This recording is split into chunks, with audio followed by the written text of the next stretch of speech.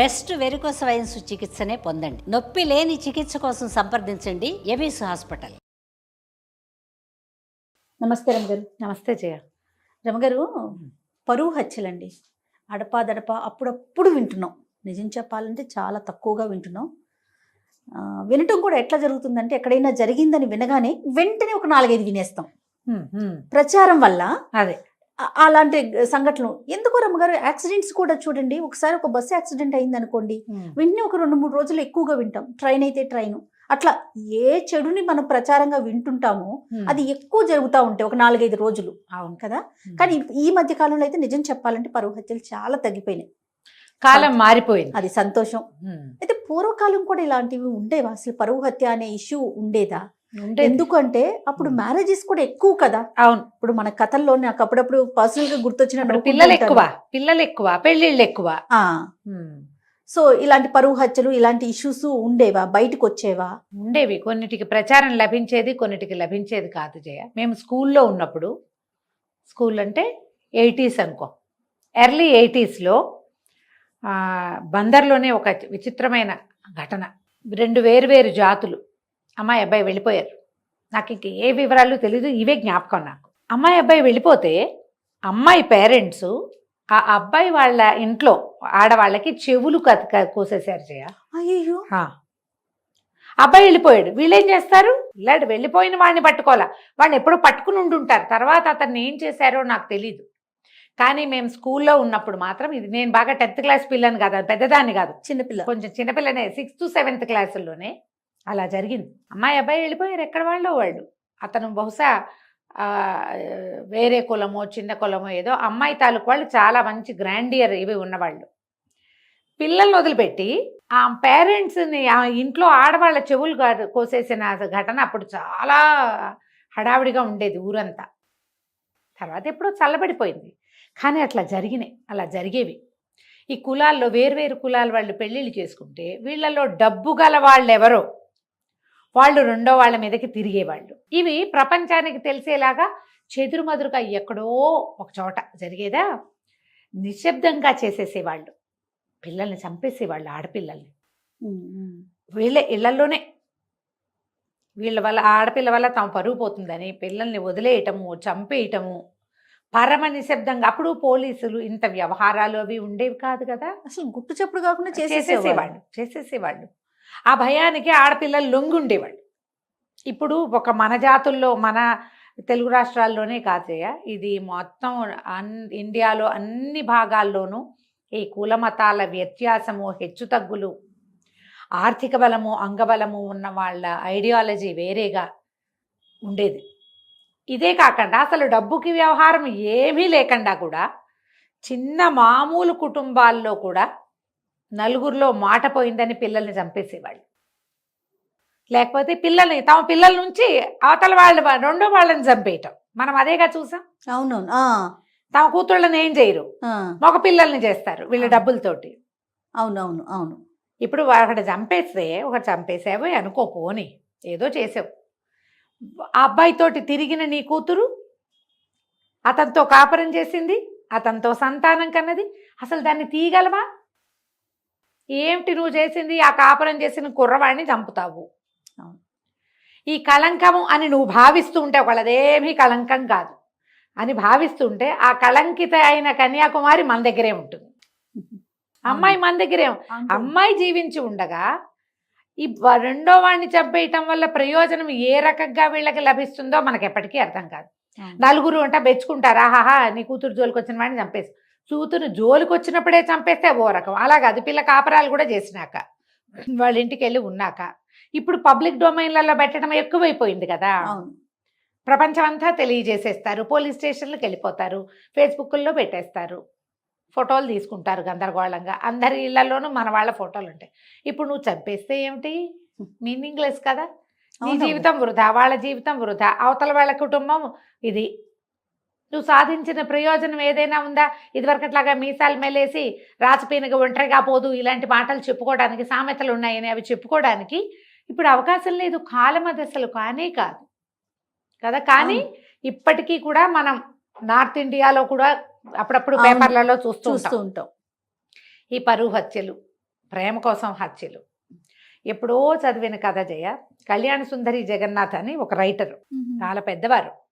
నాకు గుర్తుండి 2000 దశకంలో మొదట్లోనే వారు స్వర్గస్థులు అయి ఉంటారు కళ్యాణ సుందరి గారు. అలరాస పుట్టిళ్ళు పేరుతోటి ఒక బుక్ ప్రింట్ చేశారు. ఆవిడ కథలు అక్కడక్కడ చదివాము. ఆ అలరాస పుట్టిళ్ళు మళ్ళీ మొన్న నేను బుక్ ఫెయిర్లో కొనుక్కున్నాను. ఆ పుస్తకం నా దగ్గర ఉండాలి, మిస్ అయిపోయిందని. అందులో ఒక కథ చాలా నచ్చుతుంది. నచ్చటం అంటే గుర్తొస్తూ ఉంటుంది అనమాట.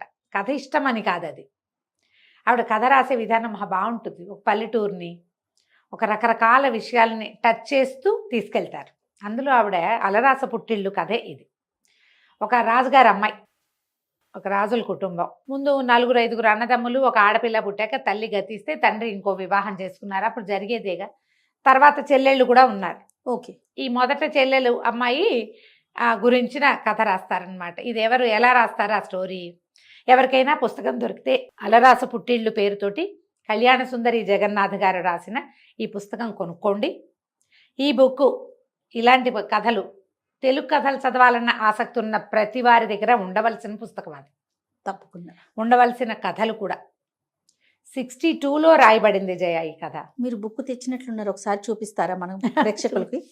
కొత్తగా కొన్నాను కదా. అవునవును. అలరాస పుట్టిల్లు అంటే ఏంటి అమ్మగారు? అలరాస అంటే ఏంటి? అలా రాజుగారి లోగిళ్ళు అని. రాస అంటే అలరాస అంటే ఆనాటి రాజులు అని. ఇదే పుస్తకం. ఇది పాత బుక్ ఉండేది నా దగ్గర. ఎప్పుడో నేను 2005లోనో 2007లోనో కొనుక్కున్నా ఒక పుస్తకం. అప్పుడు కూడా బుక్ ఫెయిర్లోనే. ఎవరెవరికో వాళ్ళకి వీళ్ళకి పుస్తకాలు ఇచ్చేస్తూ ఉంటాను. కొన్ని అలా వెళ్ళిపోయినాయి. నేను ఎప్పటి నుంచో ఈ పుస్తకం మళ్ళీ కొనుక్కుని పెట్టుకోవాలి అని అనుకుంటున్నా. ఇదొకటి పుల్లంపేట జరీచీర శ్రీపాద సుబ్రహ్మణ్య శాస్త్రి గారిది. అది లాస్ట్ ఇయర్ కొన్నా. దీంతో పాటుగా 12 బోయ కొట్టములు అనేటువంటి అదొక పుస్తకం. అవి కొన్ని ప్రత్యేకంగా ఉంచుకోవాలి, అప్పుడప్పుడు చదవడానికి బాగుంటాయి. ఇట్లు మీ విధేయుడు చెప్పాయి కదా నేను, బారాగోపాటి రామ్ గోపాలం గారిది. దాంట్లో ఇదిగో పుస్తకం చూపిస్తున్నా కదా మీరు. ఎక్కడ పంజరం నుంచి ఎగిరిపోతున్న ఒక పక్షి కనిపిస్తూ ఉంటుంది.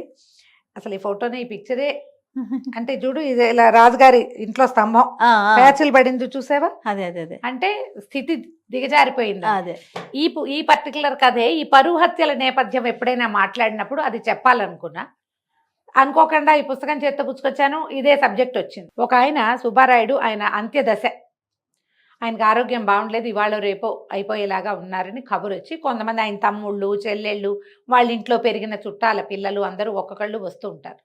ఆ వచ్చే వాళ్ళల్లో బాగా పెద్దదైన 50 సంవత్సరాలు దాటిన అక్కమ్మ అనే ఆవిడ వస్తుంది. ఆవిడ వచ్చాక చూస్తే మొత్తం బిల్డింగ్ అంతా పాతబడిపోయి, అక్కడక్కడ రాళ్ళు లేచిపోయి, వాళ్ళ దీన స్థితి ఏంటి, పూర్వపు గ్రాండియరు ఇవాళ కోల్పోయింది. అది ఒక 2 పేజీల్లో రాస్తారు జయ. మనం ఎన్ని దివాణాలు, ఎన్ని ఇళ్ళు, ఎన్ని రాచకుటుంబాలు, ఎంతమంది పెద్ద పెద్ద వాళ్ళ కుటుంబాలు ఇప్పుడు తరిగిపోయిన సంపద కలిగినవి జ్ఞాపకం వస్తాయి. మన కజిన్స్లో, మన చుట్టాల్లో, మన తాతలు మామలు జ్ఞాపకం వస్తారు అది చదువుతుంటే. పల్లెటూళ్ళల్లో పాతగా అయిపోయిన ఇళ్ళు, ఫ్యామిలీ అంతా బయటికి వెళ్ళిపోతారు. దీనికి ఆల్లా పాలనా చూసేవాళ్ళు ఎవరు ఉండరు. ఒకప్పుడు ఇక్కడ కొన్ని లక్షల రూపాయల డబ్బు ఉండేది, 100 నవర్సుల బంగారం ఉండేది, 100 కొద్ది బస్తాల ధాన్యం ఉండేది, 10ల సంఖ్యలో పాలేళ్ళు ఉండేవాళ్ళు, వాళ్ళ మీద తినే కుటుంబాలు 25-30 ఉండేవి, ఆడపిల్లలు యువరాణుల్లాగా ఉండేవాళ్ళు, చక్కటి సంబంధాలు చేసుకునేవాళ్ళు. బయట నుంచి యువరాణులు ఎంతమందో ఈ ఇంటి కోడళ్ళుగా వచ్చుంటారు. కానీ దిగుబడి ఒక్కసారి కనుక వాళ్ళ పరిస్థితి వెనక్కి వెళ్ళడం మొదలుపెట్టిందంటే చెట్టుకొకళ్ళు పుట్టకొకళ్ళు ఎగిరిపోతారు. ఆశ్రితులంతా వెళ్ళిపోతారు, పొలాలు తరిగిపోతాయి, గొడ్లు తరిగిపోతాయి, ఇళ్ళు పాతబడిపోయి పాడుబడిపోయి అవన్నీ ఎలా వెళ్ళిపోతాయి అనేది కనపడుతుంది మనకి. నాకు అది చదువుతూ ఉంటే ఒక కడుపులో మెలిపెట్టినట్టు ఉంటుంది జయ. దాన్ని చూసి రాసిన వారి మానసిక స్థితి ఆలోచించు అసలు. అవునండి, అది స్పష్టంగా తెలిసి దాన్ని అనుభవించి రాయగలిగిన వాళ్ళు, అనుభవించిన వాళ్ళ మానసిక స్థితి అసలు చెప్పలేం కదా, వర్ణనాతీతంగా ఉంటుంది. చాలా బాగా రాస్తారు. ఎంత హాయైన భాష, ఎంత చక్కటి మాటలు రాస్తారో, పదాలు ఎంత బాగుంటాయో. అయితే ఆవిడ వచ్చేసరికల్లా వాళ్ళ అన్నయ్య, ఆ అక్కమ్మ అనే ఆవిడ ఆ ఇంటి ఆశ్రితుల కుటుంబంలో పిల్ల. ఆయన్ని పలకరిస్తుంది. ఆయన సత్యవతి వచ్చిందా అని అడిగి సత్యవతి అంటాడు, ఇవి చేయి పట్టుకోగానే. కానీ నువ్వా అక్కమ్మ అంటాడు, గుర్తుపడతాడు. సత్యవతి రాలేదా అని అడుగుతూ ఉంటాడు. ఈవిడ బయటకు వచ్చి ఇక ఒక పని మనిషి ఎవరో ఉంటుంది, ఒక పని ఆవిడ సహాయం చేసే ఆవిడ వచ్చి యువతలకు వచ్చి కూర్చుంటారు. వదిన గారు కూడా బాగా ఇదిగానే ఉంటుంది. చిన్నన్నయ్య వస్తాడు, వాళ్ళు వస్తారు, వీళ్ళు వస్తారు, మాట్లాడుకుంటారు. అందరూ సుమారైన స్థితిలోనే ఉన్నారు. వాళ్ళలో ఘనతగా ఉన్న వాళ్ళు ఎవరు లేరు. ఈవిడ సామాన్యంగానే ఉంటుంది. వీళ్ళ సంపద అంతా ఎలాంటి సంపద, ఎంత గొప్ప మనిషి, ఈయన ఎంత మెత్తని గుండె, ఎంత గొప్పవాడు, అవి మాట్లాడుకుంటారు. ఆ అమ్మాయి చెప్తుంది, ఆ చంద్రాయి అంటారు ఆ దాసి ఆవిడ, అవి ఇవి మాట్లాడుతుంది. సత్యవతమ్మ పెళ్లితోటే వీళ్ళ స్థితి అంతా పాడైపోయింది అని చెప్పుకుంటారు. ఆ సత్యవతి గుర్తొస్తుంది అక్కమ్మ గారికి. ఆ సత్యవతి సుబ్బారాయుడు గారి చెల్లెలు. ఓహో. ఆ అమ్మాయి పుట్టినప్పుడు తల్లి పోతే ఈ అక్కమ్మ గారి తల్లి ఆ పిల్లకు కూడా పాలిచ్చింది. వీరిద్దరూ ఒకే వయసు వాళ్ళు, కలిసే పెరిగారు. అయితే ఆ సత్యవతి గారికి పెళ్ళైపోతుంది, సత్యవతమ్మ అనే అమ్మాయికి. ఆ పిల్లకి 7-8 సంవత్సరాల వయసు ఉన్నప్పుడు వీళ్ళ ఇంట్లోకి ఒక కుర్రాడు వస్తాడు, చెంగల్రాయుడు పేరుతోటి. వీళ్ళ రాచవంశమే ఎవరో. తండ్రి చనిపోతాడు, సడన్గా తండ్రి చనిపోతే కుర్రాడు ఒక్కడే మిగిలిపోతే ఆ ఊరు వాళ్ళు, మీ వాళ్ళేనండి, కొంచెం చూసుకోండి అబ్బాయినంటే ఆ తండ్రికి అంత్యక్రియలు చేయించి ఆ కుర్రాడిని ఇంట్లో పెట్టుకుంటారు. ఈ సత్యవతి వీళ్ళకంటే అతను ఒక 5-6 సంవత్సరాలు పెద్దవాడు. ఎట్లాగో ఈ పిల్లకి అతనికి మంచి స్నేహం కలుస్తుంది. మొదటి రోజు నుంచి సత్యవతి కొంచెం మెత్తటి మనసు కలిగింది. ఆ అబ్బాయికి దెబ్బలు తగిలితే ఏదో తడిబట్టించి చూస్తుంది. ఈయనకి ఆడపిల్లలు బయటికి రాకూడదు, ఆడవాళ్ళు ఇలా ఉండకూడదు, అలా ఆ కాలం అంతా వాళ్ళకి ఘోష అవి నడిచేవి. ఇప్పుడు ఒక 100 సంవత్సరాలు 150 సంవత్సరాల క్రితం రాచ కుటుంబాల్లో మర్యాదలు ఎట్లా ఉండేవి, మగవాళ్ళు ఎలా ఉండేవాళ్ళు, ఆడపిల్లలకి ఏ రకమైన అద్దు ఆపు ఉండేది, అవి కనపడుతూ ఉంటాయి. ఈ చెంగల్రాయుడు ఈ పిల్ల కోసం పువ్వులు తెస్తాడు. ఎక్కడో చిలక పిల్ల కనపడితే ఆ చిలకను తెచ్చి ఈ పిల్లకి అప్పచెప్తాడు. చిలకను పెంచుతుంది. వీళ్ళిద్దరికీ స్నేహం కలుస్తోందని వదిన గారు గుర్తించి అన్నగారికి అప్పచెప్తుంది. ఆ కుర్రాడితో అమ్మాయి స్నేహం చేస్తోంది అని. వీళ్ళిద్దరూ మనసు ఇచ్చి పుచ్చుకుంటారు, కలిసి జీవించాలనుకుంటారు. అప్పటికే 14-16 ఏళ్ళు ఉంటాయి అమ్మాయికి, అంతకంటే వయసు ఉండదు. అదే అతను 23-24 ఏళ్ళ వాడు అయి ఉంటాడు. ఆయన ఏ వాక్యాలు చెప్పకుండా ఆ అబ్బాయి వెళ్ళిపోయాడని రాస్తారు జయ. ఎంత జరిగి ఉంటుందో గ్రంథం బయటికి రాదు. అతను ఉత్తరీయంతో కళ్ళద్దుకుంటూ వాళ్ళ ఇల్లు దాటి వెళ్ళిపోతాడు. ఆ అబ్బాయి వెనకాల పరిగెత్తుకుంటూ వెళ్తుంది అమ్మాయి.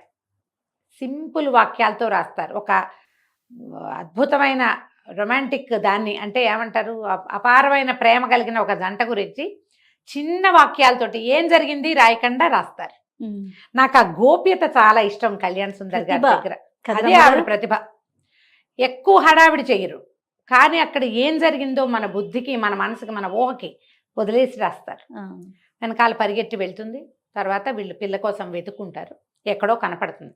ఆ అమ్మాయి చేతిలో ఒక ఉత్తరీయం, తడిసిపోయిన ఉత్తరీయం ఉంటుంది. అది చెంగల్రాయుడిది. ఈ అక్కమ్మే చూసి ఉత్తరీయం దాచేసి పిల్లని తీసుకొచ్చేస్తుంది వెనక్కి.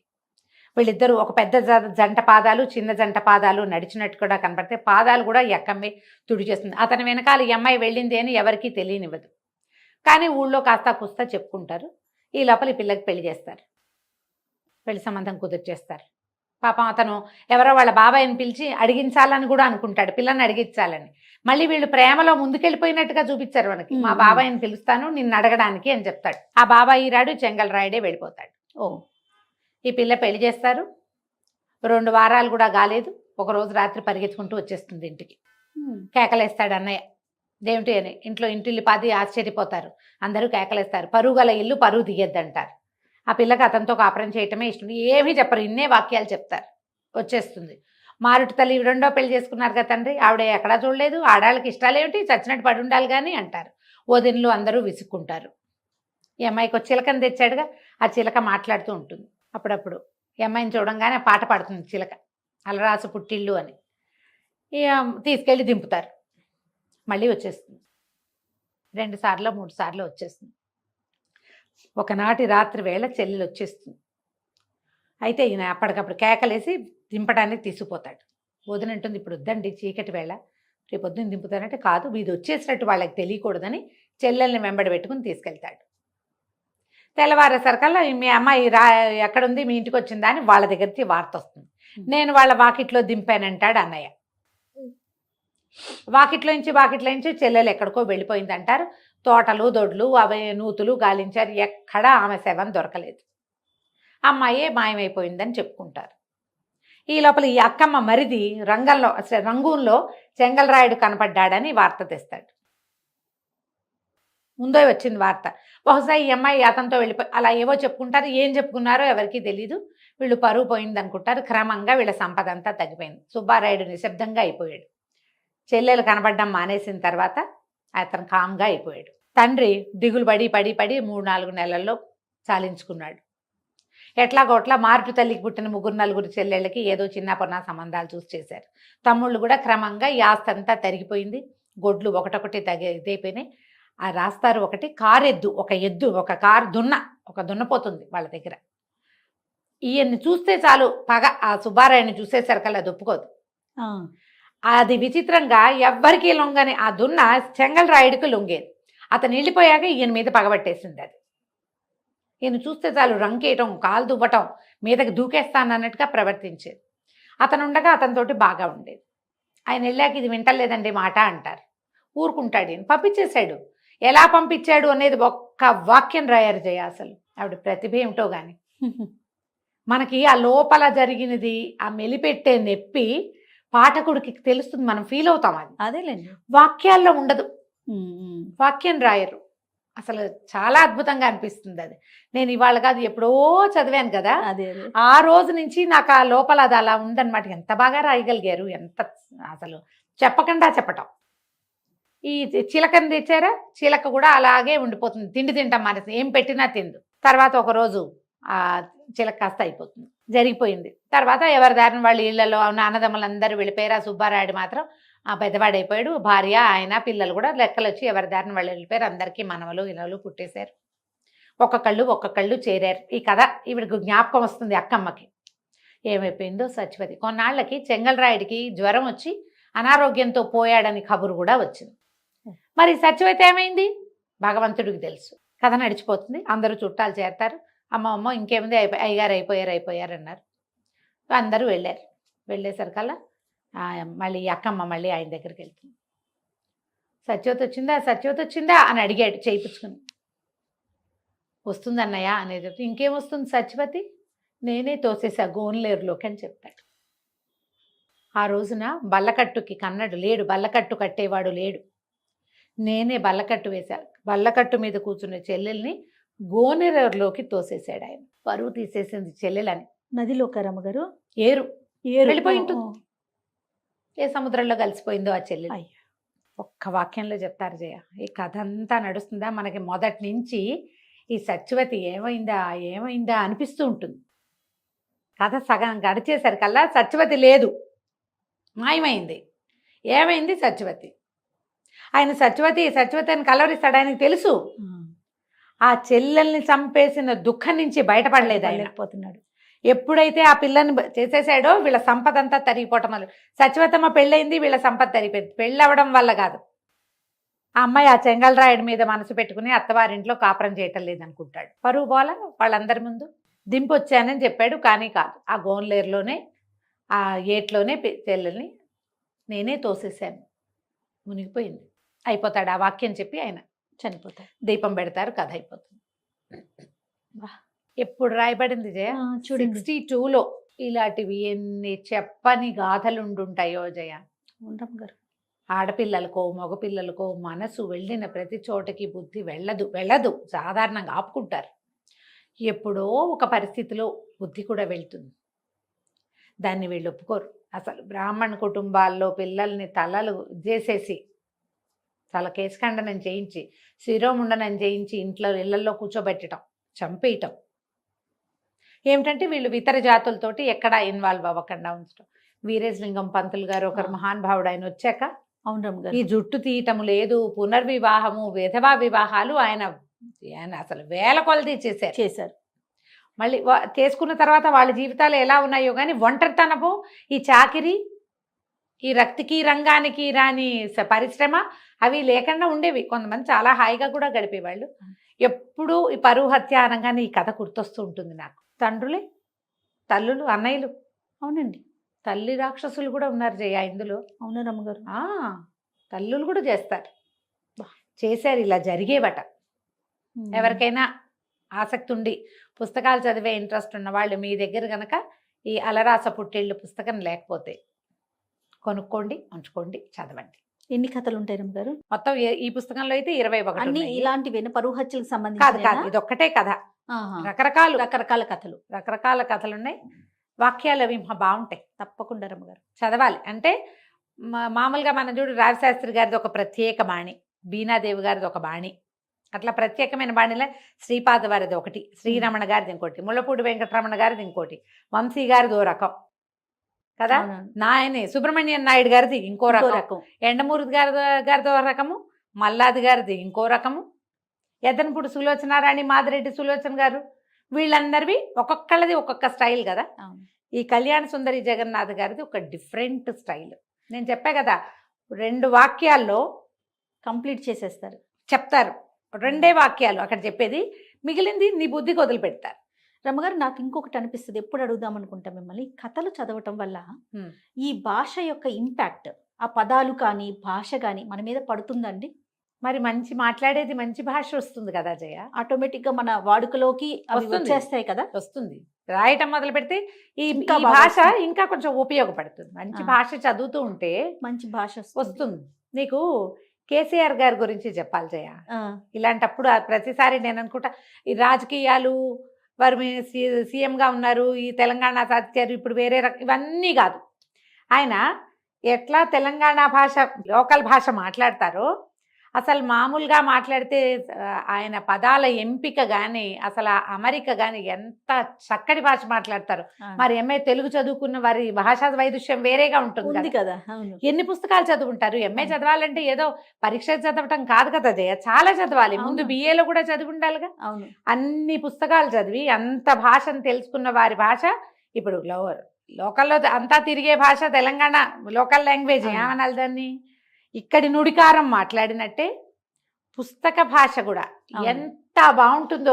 ఉర్దూ కూడా మనం వింటే ప్యూర్ ఉర్దూ మాట్లాడతారు, ప్యూర్ హిందీ మాట్లాడతారు. ఆయనకు భాష మీద అంత పట్టు ఉంటుంది, అంత పట్టు. అవునండి. నీకు పదాల ఎంపిక ఎప్పుడు బాగుంటుంది. మంచి పదాలు మాట్లాడతాం, మంచి భాష. మామూలు రోజువారీ భాష, పంచాయతీలు అలాంటి పదాలు వాడుకోవటంతో పాటు చక్కటి భాష కూడా, మంచి వైదుష్యం కలిగి ఆయన తాలూకు ఆయన చదివినది భాషలో కనపడుతుంది. అవునండి, ఎప్పుడు ఉంటుంది. మరి పుస్తకాలు చదివే వాళ్ళ భాష వేరేగా ఉంటుంది. రైట్. నమస్తే రమ్మ గారు. నమస్తే జయ.